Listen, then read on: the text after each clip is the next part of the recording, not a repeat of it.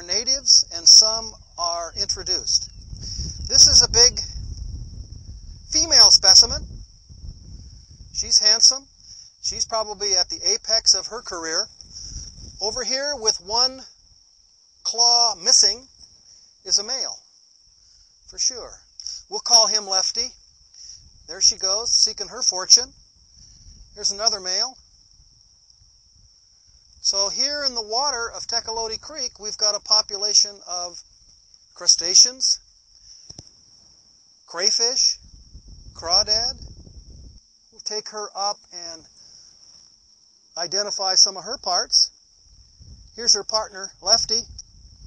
He's lost his right arm, but he can probably still function pretty well.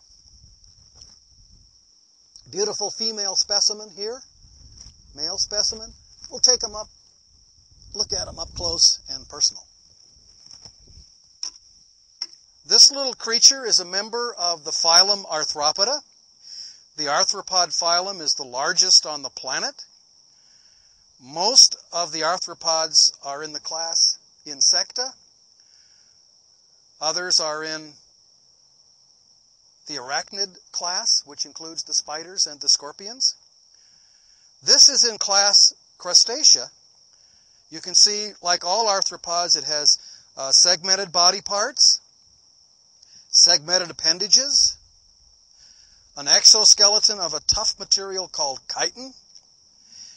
In the case of the crustaceans and the insects, they have compound eyes. You can see this compound eye. In this case, it's on a stalk. Periodically, this exoskeleton needs to be shed. You can see the antennae as well. So this is a good representative of the phylum Arthropoda.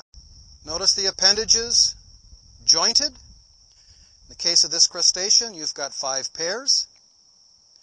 Most people call it pincher. Technically, it's a pincer. You can see it's hinged on one side. Works pretty well. It can pinch me. Probably can't draw blood, but I'm not going to test it. It's the pinchers on the other legs as well. The last 2 without pinchers, the first 3 can pinch you. She has beautiful eyes. She has compound eyes on stalks. Compound eyes are not designed for real acute vision, but they're excellent for movement. So when small boys and naturalists go into the streams looking for crayfish, they can spot the movement and make their mad dash to escape. Lots of little structures around the mouth, and these little appendages around the mouth are tactile and sensory in other ways as well. For example, they can taste before the food actually enters the mouth. You can see in this vicinity little sharp edges on the mandibles. Let's see if we can get him to smile. There's an upside down smile of this little crayfish. Pretty nice looking set of teeth. And these are almost the same kind of material that we have on human teeth. The enamel is missing, but the rest of the materials are there. You can see a little teeny pair of antennules and a larger pair of antennae. So actually it's got 2 pairs of antennae, which is different than what insects have. This little opening underneath the eye, between the eye and the mouth, is the opening of the excretory system. It goes into some structures called the green gland, which collects nitrogen waste and expels it through this little opening here. So nitrogenous wastes are exited into the environment through this little opening. Interestingly enough, right up in this area here is the covering of a gill chamber.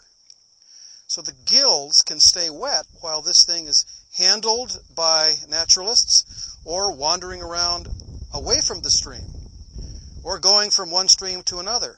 So right inside here, kind of annoying Lefty a little bit here, in that little chamber is where the gills are kept moist. Exoskeleton This is really tough stuff. It's so tough it won't grow.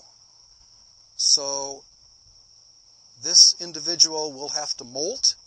In other words, it'll shed this tough outer covering and develop a new chitinous exoskeleton, a little bit bigger than the first one. This Lefty's brother, Sebastian, he's got 2 claws of different sizes. You can see the left claw here about to get pinched, and the right claw is much smaller. So at the last molt, he developed a right claw in place of no claw. And they can do that at each molt. Notice it didn't come back quite as big as the left one, but with another molt, it might be almost as big as the original left pincher. In this female specimen, you can see the underneath part of the abdomen. These little structures here called swimmerets. They function in respiration. Also tactile, they can feel things with this. The exit for the eggs, right in here between the 4th and 5th legs. And his exit for sperms, a little higher up and protected by these little structures with calcium on them. And with those calcium structures, the sperm can be passed to the female. Once she has been fertilized, she can lay the eggs into this region where they're collected, and she can protect them with her tail, like so. So this is a beautiful young female crayfish, and this is a male. Okay, we've studied these specimens. We're going to put them back in the creek so they can participate in the habitat here. Let them go off and seek their fortune. Bye-bye.